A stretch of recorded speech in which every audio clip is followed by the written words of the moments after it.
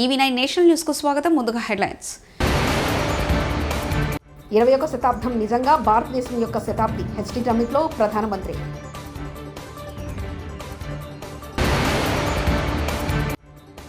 మూసీ మే లూఠో, ఢిల్లీకే భాటో, కేటీఆర్.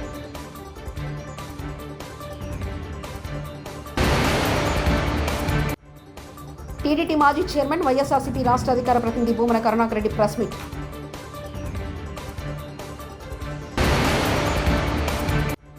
మంత్రి నారా లోకేష్ సమక్షంలో IIT Madras AP ప్రభుత్వ ప్రతినిధుల నడుమ కీలక ఒప్పందాలు.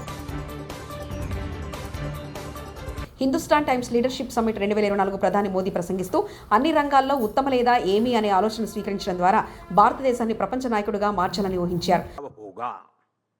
भारत की सफलता ने हमें और बड़ा सपना देखने और उसे पूरा करने की प्रेरणा दी है.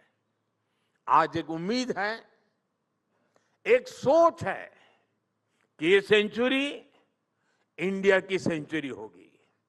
लेकिन ऐसा करने के लिए और तेजी से काम करने के लिए हमें कई सारे प्रयास भी करने होंगे. हम उस दिशा में भी तेजी से काम कर रहे हैं. हमें हर सेक्टर में बेस करने के लिए आगे बढ़ना होगा. पूरे समाज की सोच बनानी होगी कि हमें बेस से कम कुछ भी स्वीकार नहीं करना है. हमने अपने प्रोसेस को ऐसा बनाना होगा कि भारत का स्टैंडर्ड वर्ल्ड क्लास कहा जाए. हमें ऐसे प्रोडक्ट्स बनाने होंगे कि भारत की चीजें दुनिया में वर्ल्ड क्लास कही जाए. हमारे कंस्ट्रक्शन पर ऐसे काम हो कि भारत का इंफ्रास्ट्रक्चर वर्ल्ड क्लास कहा जाए. शिक्षा के क्षेत्र में हमारा काम ऐसा हो कि भारत के एजुकेशन को वर्ल्ड क्लास स्वीकृति मिले. एंटरटेनमेंट के क्षेत्र में ऐसे काम हो कि हमारी फिल्मों और थिएटरों को दुनिया में वर्ल्ड क्लास कहा जाए. और इस बात को, इस अप्रोच को लगातार जनमानस में बना रखने के लिए हिंदुस्तान टाइम्स की भी बहुत बड़ी भूमिका है. आपका 100 साल का अनुभव विकसित भारत की यात्रा में बहुत काम आएगा. విద్య, ఐటీ, ఎలక్ట్రానిక్ శాఖల మంత్రి నారా లోకేష్ సమక్షంలో ఐఐటీ మద్రాస్ ఏపీ ప్రభుత్వ ప్రతినిధుల నడుమ కీలక ఒప్పందాలు జరిగాయి. ఈ కార్యక్రమంలో మంత్రులు పొంగూరు నారాయణ, మండుపల్లి రాంప్రసాద్ రెడ్డి, బీసీ జనార్దన్ రెడ్డి, ముఖ్యమంత్రి కార్యదర్శి పద్యున్మ, ఉన్నతాధికారులు Kritika Shukla, Vijayaramaraju, Yuvraj, Kannababu, IIT Madras director professor Vijayanath Ramakoti, Kamakoti, dean of planning Ramanujam Sarathi, MJ Shankar Raman, CEO IITM Pravartak technology foundation, professor Mahesh Panchagnula, మాజీ dean IITM corporate relations, professor Ravindran, head centre for responsible AI, Rajesh, IITM alumni, Chennai CEO అధికారి రిజ్వాన్ పాల్గొన్నారు. AP CRDA, maritime board, skill development, విద్యా, investment, infrastructure, IT, RTGCS శాఖలతో IIT Madras ఒప్పందాలు కుదిరాయి.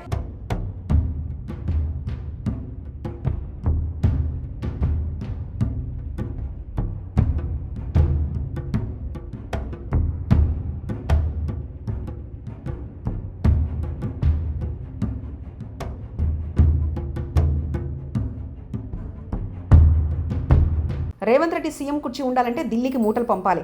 మూసీలో డబ్బులు లూటీ చేసి బ్యాగులు ఢిల్లీకి పంపుతున్నారు. కేటీఆర్ రేవంత్ రెడ్డి గాడ్సే శిష్యుడు. గాడ్సే శిష్యుడు గాంధీ విగ్రహం పెడతాడట. గాంధీ మనవడేమో విగ్రహం వద్దు, ఆ డబ్బుతో పేదలకు మంచి చేయండి అంటే ఈ గాడ్సే శిష్యుడేమో విగ్రహం పెడతాడట. కేటీఆర్ ప్రతిపక్షంలో ఉన్నప్పుడు ప్రజల తరఫున కోట్లాడి ప్రజల గుండెల్లో శాశ్వతంగా నిలిచిపోయే అవకాశం ఉంటుంది.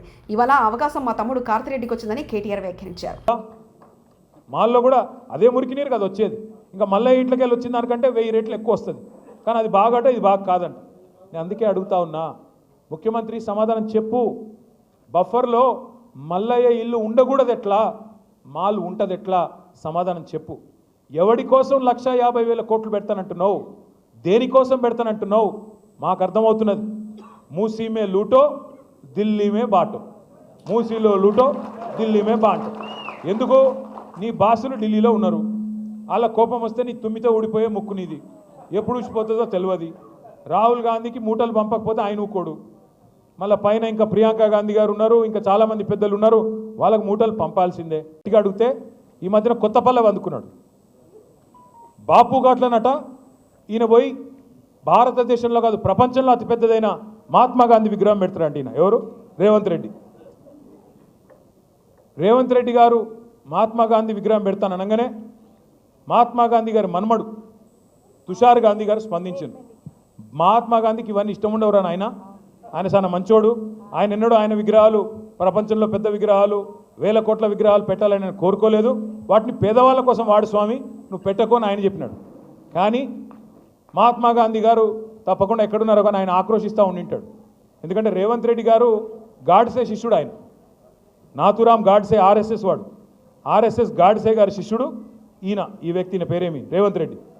ఇవాళ ఎట్లున్నదంటే గాంధీ విగ్రహాన్ని గాడ్సే పెడుతూ మహారాష్ట్రలో ఎన్నికల ప్రచారంలో భాగంగా వెళ్తున్న రేవంత్ రెడ్డి వాహనాన్ని ఆపి బ్యాగులు తనిఖీ చేసిన పోలీసులు.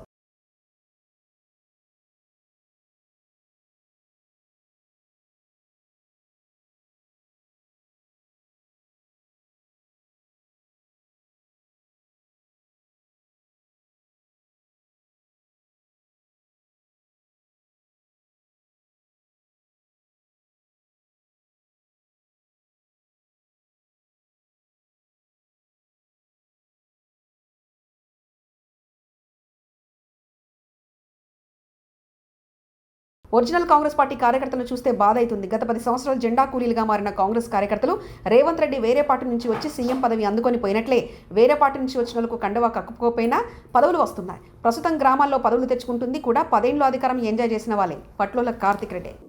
ఈరోజు అధికారంలో కాంగ్రెస్ పార్టీ వచ్చిన తర్వాత ఇక మనోళ్ళే అవతలకి మళ్ళీ వాళ్ళే పదవులు తెచ్చుకుంటారు. మనోళ్ళు అంటే మన పార్టీ మొన్నటి వరకు ఉన్నారు, మనోళ్ళు ఏం కాదు వాళ్ళు, మొన్నటి వరకు మన పార్టీలు ఉన్నోళ్ళు. ఎంత విచిత్రం రాజేందర్ నియోజకవర్గంలో అంటే ఇంకా కాంగ్రెస్ పార్టీ కండువాలు కూడా వేసుకోలేదు వాళ్ళు. వాళ్ళకి నామినేటెడ్ పోస్టులు వచ్చినాయా లేదా? వచ్చినాయిలే. వాళ్ళు కనీసం కాంగ్రెస్ పార్టీ కండువా కూడా వేసుకోలేదు, వాళ్ళకు మాత్రం నామినేటెడ్ పోస్టులు బరాబర్ ఇస్తారు.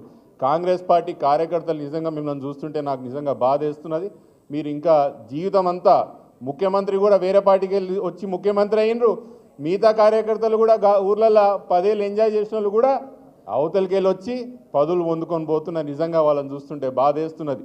ఈరోజు 10 సంవత్సరాలు మన కాడ అధికారం అనుభవించి అవతలు పోయిన ప్రకాష్ గౌడ్ గారే కానీ మిగతా నియోజకవర్గంలో ఎమ్మెల్యేలే కానీ నియోజకవర్గానికి ఏమీ చేయడానికి పోయిందనే విషయం ఈరోజు కూడా స్పష్టంగా ఒక్క విషయం కూడా చెప్పలేదనే విషయం మీ అందరికీ యాద్ చేస్తున్నా. బీఆర్ఎస్ పార్టీలో చేరిన కాంగ్రెస్ నేతలు రాజనగర్ నియోజకవర్గం మరికొండ మున్సిపాలిటీకి చెందిన కాంగ్రెస్ నేత మల్యాది నాయుడు మరియు ఇతర నాయకులు తెలంగాణ భవన్లో కేటీఆర్ సమక్షంలో బీఆర్ఎస్ పార్టీలో చేరిక కార్యక్రమంలో పాల్గొన్నారు. బీఆర్ఎస్ ఎమ్మెల్యే సబితా ఇంద్రారెడ్డి, కార్తిక్ రెడ్డి. నేను నాయుడు గారికి ఒక విషయం చెప్పినాను. నాయుడు గారు మీరు కాంగ్రెస్ పాలకుర్తిలో డబుల్ బెడ్రూమ్ ఇళ్లు ఖాళీ చేయించిన అధికారులు. పాలకుర్తి నియోజకవర్గం దేవరుప్పల మండలం కండవెండి గ్రామంలో డబుల్ బెడ్రూమ్ ఇళ్లలోకి వెళ్లిన పేదలకు అనుమతులు లేవంటూ ఖాళీ చేస్తున్న అధికారులు. గ్రామ సభ ద్వారా మళ్లీ లబ్ధిదారులకు ఎంపిక చేసి ఇండ్లు అప్పగిస్తామని చేస్తున్న అధికారులు.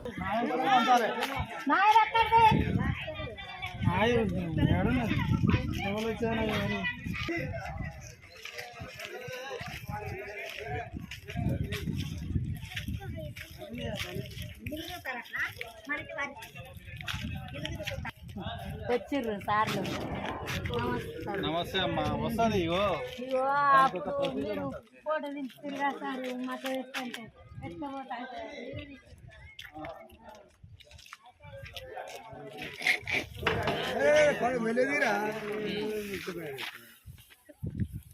చట్టబద్ధత లేని దిశా చట్టానికి నిధులు కేటాయించిన విధానంపై ఎంక్వైరీ చేసి ఆ నిధులను ఏ విధంగా ఖర్చు పెట్టారో అన్నిటి మీద విచారణ జరిపించాలంటూ ఆదిరెడ్డి శ్రీనివాస్ రాజమండ్రి సిటీ ఎమ్మెల్యే వ్యాఖ్యానించారు.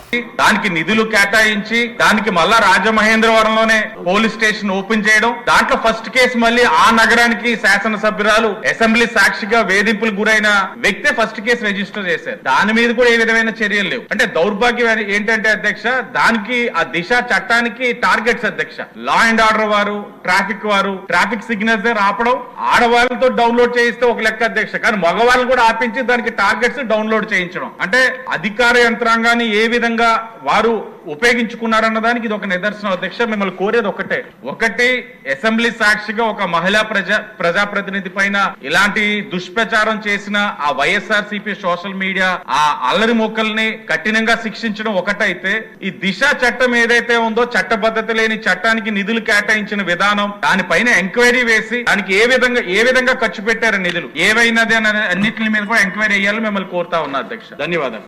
సొంత డబ్బా కొట్టుకోవడంలో సీఎం నారా చంద్రబాబులోని దిట్ట అని తిరుపతి మాజీ ఎమ్మెల్యే భూమన కరుణాకర్ రెడ్డి అన్నారు. ఒకవైపు ప్రయోజనాలను మోసం చేస్తూనే వైఎస్ఆర్సీపీకి సానుభూతిపరులైన వారు ఉండకూడదని కూటమి ప్రభుత్వం కుట్ర చేస్తుందని ఆరోపించారు భూమన కరుణాకర్ రెడ్డి. విజయమ్మ గారి మీద, షర్మిలమ్మ గారి మీద వర్రా రవీందర్ రెడ్డి అనేటువంటి పేరుతో ఫేక్ ఐడీలు సృష్టించుకొని పెట్టినటువంటి తెలుగుదేశం పార్టీ సానుభూతి పరులు పెట్టినటువంటి పోస్టుల్ని కూడా వైఎస్ఆర్ కాంగ్రెస్ పార్టీకి ఆపాదించి ఇదంతా కూడా వైఎస్ఆర్ కాంగ్రెస్ పార్టీ వాళ్ళే చేస్తున్నారు, ఉచ్చ నీచాలు తెలియనటువంటి అమానవ జాతి వైఎస్ఆర్ కాంగ్రెస్ పార్టీ శ్రేణులు అనని చంద్రబాబు నాయుడు గారు వితండపు మాటలన్నీ కూడా మాట్లాడుతున్నారు. బడ్జెట్ సమావేశాలలో ఆయన తానంత గొప్పవాడే లేడన్నట్టుగా, తనంత గొప్ప సంస్కారవంతుడు, తనంత సంస్కరణవాది ప్రపంచంలోని ఎవరూ లేరని, అభివృద్ధికి తానే ఆద్యుడని, తన బుర్రలో అనేక రకమైనటువంటి ఆలోచనలు ఉన్నాయి, రాష్ట్రంలో ఆదాయం లేకపోయినా అప్పులమయమైపోయినా నా ఆలోచనలతో రాష్ట్రాన్ని దూసుకు వెళ్ళేటట్టు చేస్తాను అనని మాయమాటలన్నీ కూడా చాలా ఉత్తర ప్రగల్భాలు పలుకుతున్నారు. చంద్రబాబు నాయుడు గారి చేతిలో ప్రసార మాధ్యమాలు, ప్రచార సాధనాలు అన్నింటినీ గుప్పిట్లో ఉంచుకోవటం మూలంగా చంద్రబాబు నాయుడు గారు ఏమి చెబితే అదే తందానా అంటూ ఈ రాష్ట్రంలో సాగుతున్నది. ఎలక్షన్లకు ముందు చంద్రబాబు నాయుడు గారు ఈ రాష్ట్ర అప్పు 14 లక్షల కోట్ల రూపాయలని బాకా ఊదినారు. ఈ రాష్ట్రం శ్రీలంక అయిపోతుంది అని ప్రచారం చేసినారు. ఆయన ప్రచారం మొదలు పెట్టంగానే మరుసటి రోజు ఈనాడు పత్రికల్లో పతాక శీర్షికలతో ఈనాడు ఆంధ్ర రాష్ట్రం శ్రీలంకగా మారబోతోంది అని ప్రచారం. ఆ వెనువెంటనే భువనేశ్వరి గారు ఒక ప్రకటన, రాష్ట్రం అప్పులమయమైపోయిందని. ఆవిడేమో 12 లక్షల కోట్ల రూపాయలకు పైగా జగన్ ప్రభుత్వం అప్పులు చేసిందేనని కేంద్ర ప్రభుత్వానికి ఆవిడ ఫిర్యాదు కూడా చేశారు ఎన్నికలప్పుడు. ఉపాధి హామీ బిల్లులు చెల్లిస్తూ కార్మికులకు అండగా ఉంటున్న కూటమి ప్రభుత్వం వీరంకి గురుమూర్తి 14-19 మధ్యన మహాత్మా గాంధీ జాతీయ గ్రామీణ ఉపాధి హామీ పథకంలో పనులు చేసిన వారికి రావాల్సినటువంటి పెండింగ్ బకాయిలు ఏవైతే ఉన్నాయో 21% కానీ 6% కానీ, అదేవిధంగా వైసీపీ ప్రభుత్వం వచ్చిన తర్వాత మరి ఏదైతే అడ్డగోలు జీవో 350 ఇచ్చి 7,782 పనులకు మరి విజిలెన్స్ చేసినటువంటి దానికి సంబంధించి జీవో నెంబర్ 646 దీని ద్వారా నిన్న రాష్ట్ర ప్రభుత్వం 331 కోట్లు కేటాయించడం జరిగింది. ఈ సందర్భంగా గౌరవ రాష్ట్ర ముఖ్యమంత్రి వర్యులు శ్రీ నారా చంద్రబాబు నాయుడు గారికి, అదేవిధంగా పంచాయతీరాజ్ శాఖ మాత్యులు శ్రీ డిప్యూటీ సీఎం గారైనటువంటి కొణిదెల పవన్ కళ్యాణ్ గారికి, మా యువ నాయకులు విద్యాశాఖ మంత్రివర్యులు నారా లోకేష్ గారికి, అదేవిధంగా అధికారులకు కూడా హృదయపూర్వకమైనటువంటి ధన్యవాదాలని ఈ రోజున మరి ఏదైతే నరేగా ఫిర్యాదుల విభాగం తరపున ఈ రాష్ట్రంలో పనులు చేసినటువంటి వారి తరపున హృదయపూర్వకమైనటువంటి ధన్యవాదాలు తెలియజేస్తా ఉన్నాం. 21వ శతాబ్దం నిజంగా భారతదేశం యొక్క శతాబ్ది. హెచ్డి సమ్మిట్లో ప్రధానమంత్రి.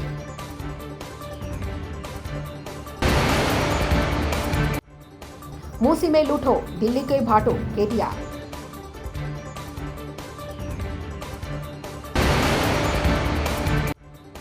టీడీటీ మాజీ చైర్మన్ వైఎస్ఆర్సీపీ రాష్ట్ర అధికార ప్రతినిధి భూమన కరుణాకర్ రెడ్డి ప్రెస్ మీట్.